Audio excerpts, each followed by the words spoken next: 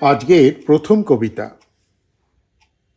অনেক বইয়ের মাঝখানে থাকলে মনে হয় কত মানুষ আমাকে গল্প শোনাতে চায়, কত নিমন্ত্রণপত্র, কত জানলা, কত দরজা।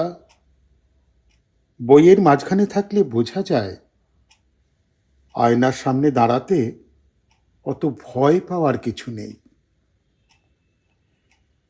কিছুই দেওয়ার নেই, তবু মনে হয় কাউকে কিছু দিই।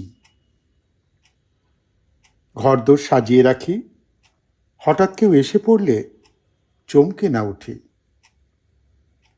কাছে বই থাকলে সুগন্ধি নিমন্ত্রণ লিপি বাতাসই পৌঁছে দেয় ঘরে ঘরে। আমার দ্বিতীয় কবিতা। এই দেখো সহজ দুপুর, বুকের মধ্যে মেঠো পথ, মাঠ ছেনে আনা ঘাস ফুল, তবুও মেটে না দৈরথ।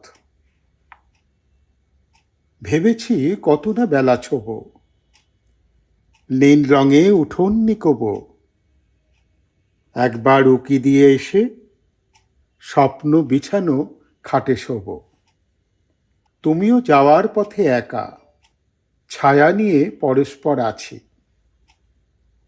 বৃষ্টি নামবে কথা ছিল, ভুল বার্তা দেয় মৌমাছি। একটু বসতে পারো এসে, কপালের চুল সরে গেলে বিদ্যুতেই দেখে নেব তাকে। তুমি নও, আমার আমাকে। আমার তৃতীয় কবিতা। আমি কেবল বসন্তকে জানি, তারই সাথে একলা পায়ে হাঁটি। তারই ঘরে আমার চুলো জলে, তারই ঘরে আমার শীতল পাটি।